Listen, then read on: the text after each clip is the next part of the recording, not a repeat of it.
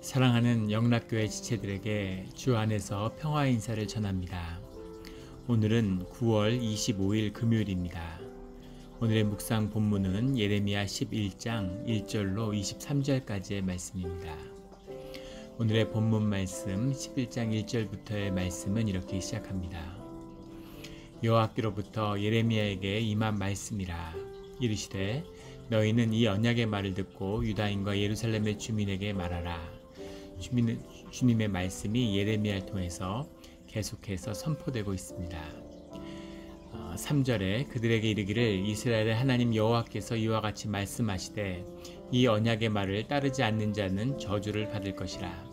주님의 말씀은 우리에게 복이 되는 것이고 구원의 말씀이죠. 그런데 그 말씀을 주님의 말씀으로 받지 못하는 자에게는 저주에 지나지 않는 것입니다. 주님의 심판은 주의 자녀들에게는 구원이 되지만 주를 거부하고 주님을 거역하는 자들에게는 파멸이 되는 것이죠. 그처럼 너희 앞에 생명과 죽음, 축복과 저주가 있으니 너희는 선택하라 라는 그런 출애굽의 말씀처럼 이 말씀, 언약의 말씀을 받는다는 것은 복이 될 수도 있고 저주가 될 수도 있는 것이죠. 주님은 예레미야에게 이 기억을, 이 언약의 말씀을 다시 기억나게 하시는 겁니다. 이 말씀을 너희가 받았고 너희가 이것을 기억해야 한다. 이 말씀의 내용이 무엇이었느냐라고 하는 그 본질로 돌아가는 것이죠. 이 언약은 두 가지였는데 하나는 4절에서 증거하는 너희는 내 백성이 되겠고 나는 너희의 하나님이 되리라. 너희는 내 목소리를 순종하고 나의 모든 명령을 따라 행하라.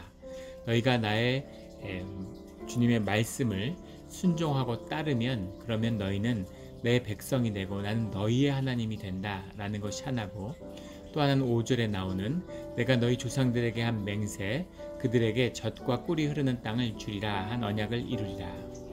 난 너희 하나님이 되어서 너를 인도하겠고 그리고 젖과 꿀이 흐르는 땅을 너희에게 주겠다라고 하는 이 언약이죠.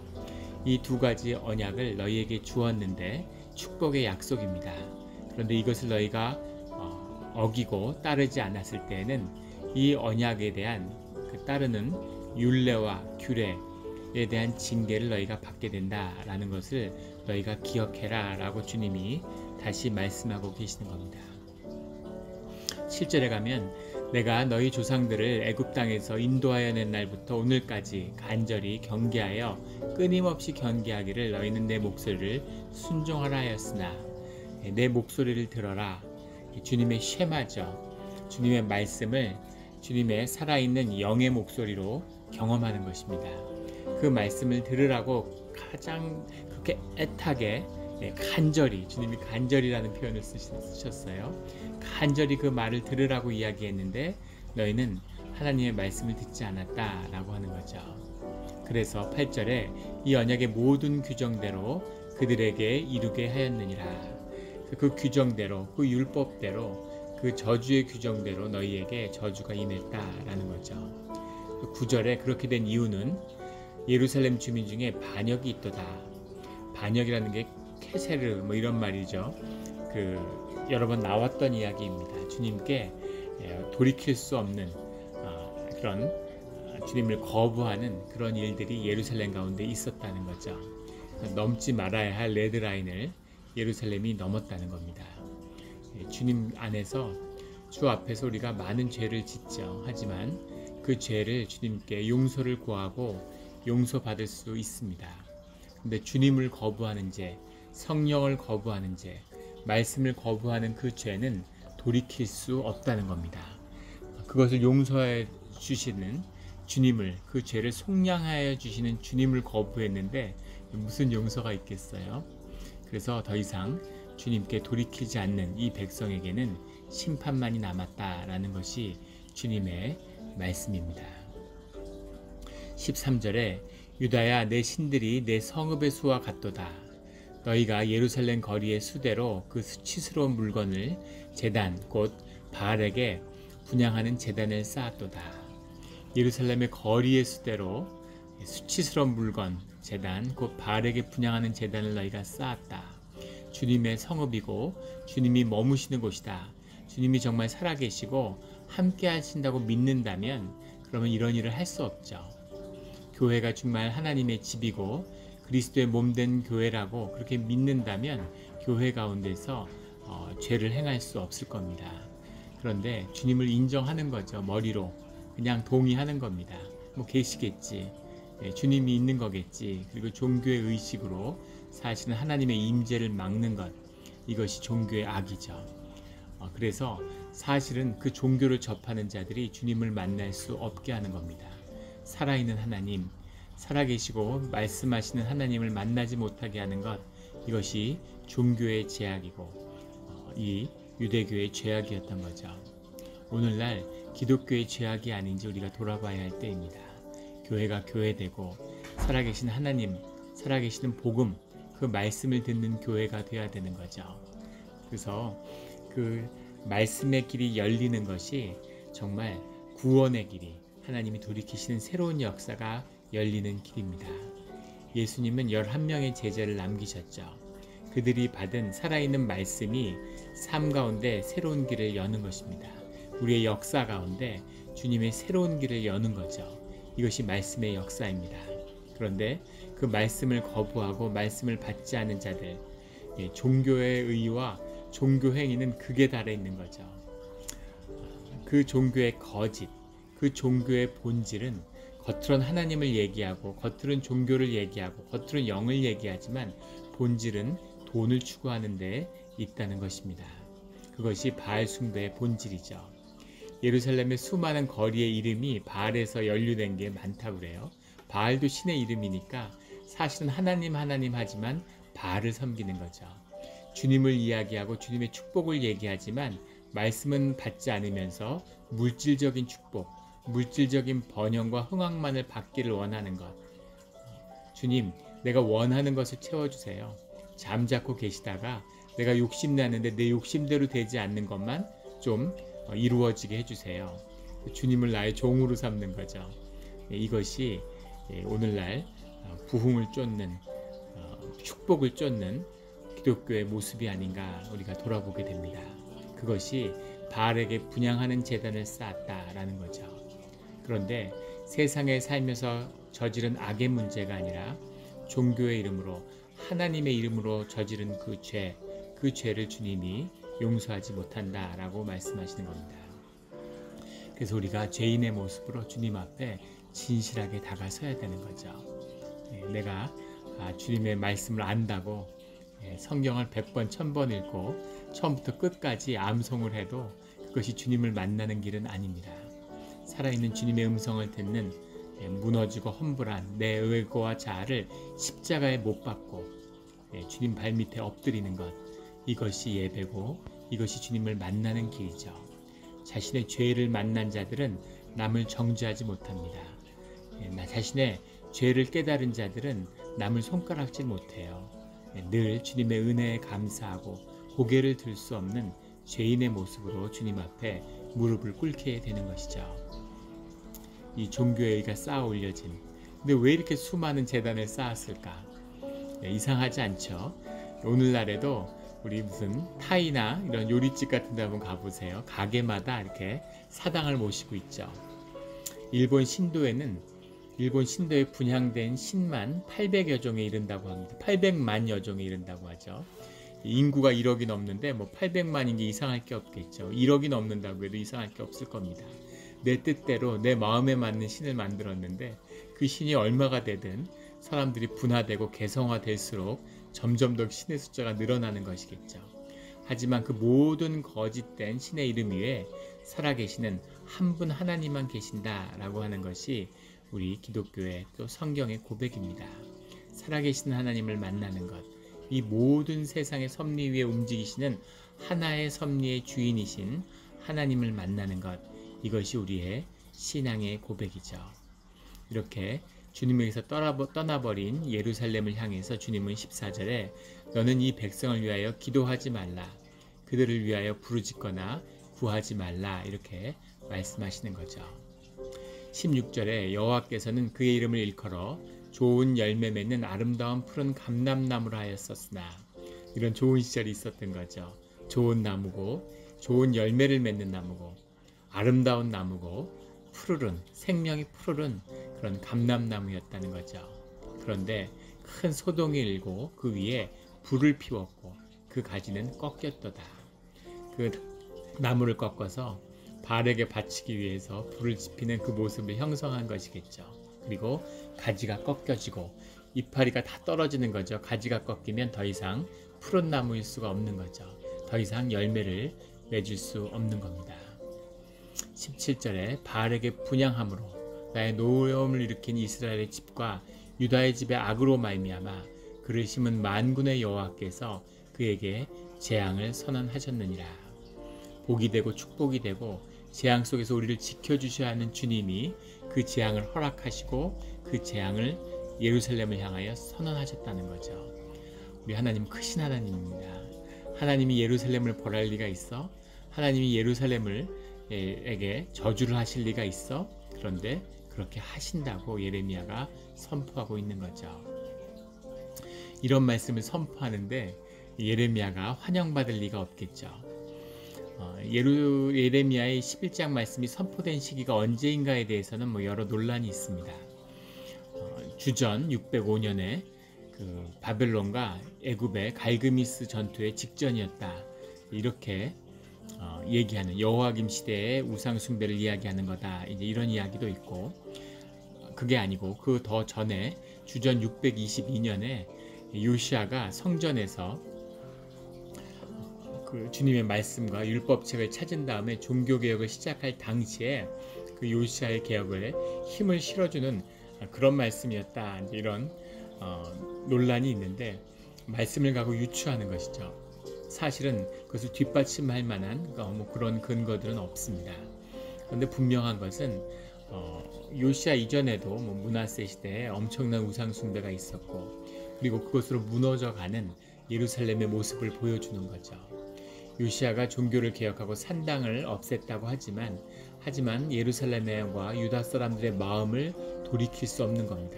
돌이켰다면 요시아 이후에 오는 그런 우상 숭배가 나타날 수 없었겠죠. 도둑질을 하지 않는 마음을 가져야지 도둑질을 엄하게 벌하는 법이 엄중해져서 그걸 지키지 않는다. 마스크를 쓰고 조심해서 안전과 다른 사람의 건강을 염려하는 그런 마음을 가져야지 무슨 마스크를 안 쓰면 벌금을 100불을 물린다, 500불을 물린다. 그래서 마스크를 쓰는 이것으로는 회복되지 않는 것이죠. 그래서 사람의 마음을 자원하는 심령으로 회복되는 것, 이것이 주님이 찾으시는 예배고 제사입니다. 그런데 그 마음이 준비되지 않는 그런 유다와 예루살렘의 죄악, 이것을 주님이 버리시는 거죠. 19절에 이 말씀을 선포함으로 예레미야가 핍박을 받는 겁니다. 19절에 나는 끌려서 도살당하러 가는 순한 어린 양과 같으므로 그들이 나를 해하려고 꾀하기를 우리가 그 나무와 열매를 함께 박멸하자.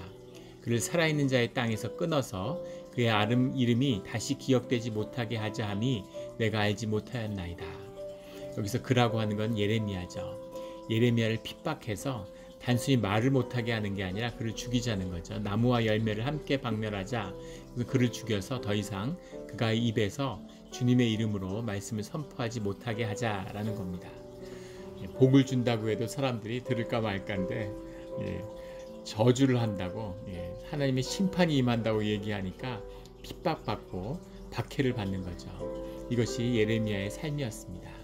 주님의 말씀을 전하는데 축복된 말씀, 구원의 말씀을 전하고 싶겠죠. 그런데 살아있는 주님의 말씀은 그런 말씀이 아닌 거죠. 그 시대에 환영받는 말씀이 아닌 겁니다. 그래서 예레미야는 비통하고 아픈 거죠. 그 핍박을 받는 삶 가운데 걸어가는 거죠. 우리는 이 말씀을 주님의 말씀을 전하니까 핍박을 받았나 보다 이렇게 생각하지만 아나돗 사람이고 베냐민 지파입니다. 예루살렘이 베냐민 지파에 속한 영역이죠. 그 당시에 그 시족사에 깊이 묶여 살아가는 공동체 속에 깊이 묶여 살아가는 그런 유대인의 삶 속에서 거기다 아나돗에 있는 성전의 그 제사장의 선지자의 공동체 가운데에서 태어나고 자랐던 그런 예레미야가 거기서 배척받고 거기서 멀어져서 거기서 살 수 없는 사람이 되었을 때 어떤 마음이었겠어요? 예전에 그 YM을 창설하셨던 그 목사님이 그런 간증을 하는 걸 들은 적이 있습니다. 그분이 그 YM이라는 걸 만들어서 청년 사역을 일으키신 분이죠. 지금은 그것이 뭐 상식적이 돼서 학생들이 여름에 단기 선교 가는 게 뭐 어느 교회나 하는 뭐 그런 일이 되었는데, 한 50년 전에 그분이 처음으로 그 사역을 시작하셨을 때는 훈련받지 않는, 또 안수받지 않는 그런 청년들을 데리고 단기 또 선교를 간다는 것, 어떻게 선교와 단기가 있을 수 있느냐, 이런 일이 있을 때였던 거죠. 그 단기 선교를 갔다 온 것이 문제가 돼서 징계를 받게 되고, 다시는 가지 마라. 그런데 주님의 분명한 음성을 들었기 때문에 가야 된다라고 고집하니까 결국은 그 교단에서 제명을 당했다는 거예요. 로렌 커닝햄 목사님이시죠. 근데 그분이 그런 고백을 하세요. 목사인데 뭐 목사 제명받았다는 게 사람들한테는 뭐 그게 무슨 제명받을 수도 있지, 뭐 하나님을 하다 보면 이렇게 생각될 수 있겠지만, 당신이 교회에서 자랐고 할아버지도 목사님이었고 아버지도 목사님이고 삼촌들도 다 목사님들이었고 그 가운데서 자랐는데, 그 세계에서 본인이 제명을 당하고 넌 목사의 자격이 없다, 넌 목사를 해서는 안 된다, 그리고 제명당했을 때 그 충격이라는 건 정말 죽고 싶은 심정이었다. 사는 게 아니고 이렇게 살면 뭐하나, 이런 마음이었다는 거죠. 하지만 뭐 어떤 배척을 받아도 어떤 일을 당해도 하나님의 말씀을 듣는 게 먼저고 우선이었다는 겁니다. 그래서 청년 선교를 열심히 했는데, 그런데 청년 선교가 정말 우리 교회를 살리는, 하나님의 뜻을 전하는 그런 흐름으로 이제는 받아들여지고 있는 거죠. 그렇게 주님의 말씀을 가지고 세상과 대결하는 것이 세상의 변화와 세상의 진보를 이끌어내는 힘이었습니다. 아이들을 아끼고 아이들을 사랑을 전하고 여성을 높이고 우대하는 그런 일들이 또 일부 일처가 돼서 부부가 돼서 살아가는 그런 것, 우리가 가정을 귀하게 여기는 이런 세상의 근본들이 다 사실은 복음과 주님의 말씀 가운데서 시작된 것이죠. 이 말씀을 붙들고 세상과 부딪히는 것, 이것이 세상을 변화시키는 복음의 역사예요. 이 역사를 만나는 것이죠. 이 말씀을 누가 듣던 안 듣던 세상을 향하여 선포하는 것입니다. 그것이 주님이 인도하시는 비밀이죠. 21절에 너는 여호와의 이름으로 예언하지 말라, 두렵건대 우리 손에 죽을까 하노라. 이것이 아나돗 사람들이 예레미야에 대해서 한 이야기입니다. 주님은 그 아나돗을 벌하겠다고 말씀하시고, 실제 아나돗이 예루살렘이 망할 때 같이 징계를 받음으로 주님의 말씀이 이루어지는 것이죠. 살아있는 주님의 말씀을 듣고 영접하는 것, 이것이 주님이 인도하시는 말씀의 비밀입니다. 제가 어저께 신방을 갔다 왔는데, 제가 요즘에 뭐 신방을 하지 않습니다. 우리 뭐 안전 보건 문제도 있으니까 특별한 요청이나 그런 것이 있을 때만 또 뭐 요청을 하면 안 가진 않죠. 그렇게 가서 신방을 하는데, 어제는 기도 가운데 또 하나님 주신 뜻이 있어서 신방을 가게 됐어요. 근데 참 신기한 거는 그 전날 제가 저희 집에 누나하고 통화를 하는데, 누나가 그런 얘기를 하는 겁니다. 뭐 한국의 큰 목사님들 설교를 듣는데, 그 목사님들 설교를 듣는 수만 명이 듣는데, 근데 너가 하는 설교, 조 목사가 하는 설교는 듣는 사람들이 얼마 안 되니까, 그러니까 그걸 보면서 참 안타까워하는 겁니다. 그런데 사실은 사람이 많이 들으면 좋을까요? 사람들이 말씀을 많이 듣는다는 건 어떤 의미일까? 이제 그런 걸 생각해 보게 됐어요. 사실은 듣는 사람이 없는데 말씀을 세상에 선포하는 게 무슨 의미일까? 이런 생각도 할 수 있죠. 근데 신방을 갔는데 신방 간분이 그런 말씀을 하시는 겁니다. 성도님이 그런 말씀을 하시는데, 당신이 어렸을 때, 이제 연세가 있으신 거죠. 이렇게 한국에서 잘하시던 말씀을 하시면서 어린 시절에 그 남산 근처에서 잘하셨는데, 그런데 한경직 목사님, 또 강원영 목사님, 그 영락교회, 경동교회 목사님들, 그 뭐 우리 교회 역사에 남는 그런 설교자들이시죠. 한국에 부흥을 이끌었던 그런 말씀의 사역자들이십니다.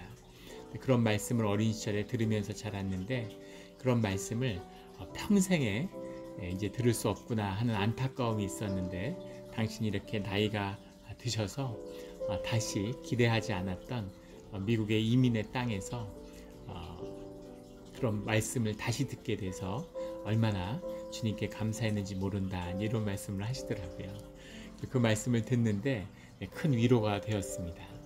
그분을 위해서 신방을 간 게 아니라 주님이 저를 위로해 주시기 위해서 하늘의 위로를 주시려고 신방으로 인도하셨구나 이런 생각이 들었습니다. 사실 사람들이 많이 듣고 안 듣고는 사실 의미가 없는 것이죠. 예수님은 11명의 제자들에게 복음의 비밀을 말씀하시고 떠나셨습니다. 그것이 살아있는 말씀이고 주님의 말씀이기 때문에 살아계신 예수님이 하나님의 말씀을 전하셔도 그 시대의 종교인들, 그 시대의 말씀을 아는 자들이 돌로 예수님을 치려고 하고 핍박하고 논쟁을 하려고 하고 교리 논쟁을 벌이려고 하죠. 주님의 말씀을 살아있는 주님의 말씀으로 받지 않는 겁니다. 주님이 와셔서 하나님의 말씀을 증거해도 그 말씀과 율법을 받고 어린 시절부터 그걸 공부한 유대 민족이 그 말씀을 받지 않아요. 그것이 주님의 말씀입니다. 그 말씀을 받는 것, 그 말씀을 받는 사람들은 소수일 수밖에 없는 것이죠. 근데 몇 명이 받았느냐가 중요한 것이 아니라 그 말씀이 주님의 말씀인가 아닌가 하는 겁니다. 사람들이 많이 보고 사람들이 지지를 표한다고 해서 그것이 하나님으로부터 온 것은 아닙니다. BTS라고 하는 한국이 출신의 세계의 아이돌 그룹이 있는데 무슨 빌보드 차트에서 연속으로 1위에 올라서 크게 관심을 끌고 있죠. 그런데 노래를 부르는 게 아니라 핫도그를 먹는 동영상이 올라도 5천만 명이 시청을 한다고 그래요. 보지는 못했는데 노래를 부르면 수억, 조회수가 10억이 넘어가고 핫도그를 먹는 거를 애들이잖아요. 10대 애들이 20대인가요? 10대인가요? 애들이 핫도그 먹는 동영상을 올려도 5천만이 그걸 보고 좋다고 한답니다. 그것이 세태죠. 주님의 말씀을 듣고 수만 명이 듣는 것, 정말 수만 명이 주님의 말씀을 받고 영접하는 그런 세상이라면 이미 세상은 뒤집혀졌어야 됩니다. 세상은 달라지고 주님이 임하시는 새로운 역사의 길이 열렸을 거예요. 사람들이 좋아하는 말씀이 아니라 살아계신 주님의 말씀, 이것이 설령 저주의 말씀이고 징계의 말씀이고 심판의 말씀일지라도 하나님의 말씀을 받는 것, 이것이 이 시대를, 어느 시대나 그렇겠지만 이 시대를 살아가는 이 어려운 시기에, 기독교가 몰락하는 이 시기에 주님의 말씀을 영접하고 그 말씀을 받아야 하는 주님의 공동체의 사명이고 주의 자녀의 사명입니다. 이 말씀을 받고 세상에 선포해야 하는 것이죠. 이 부르심, 이 귀한 부르심에 쓰임받는 우리 영락 공동체와 우리 교회가 되기를 예수 그리스도의 이름으로 축원합니다. 아멘.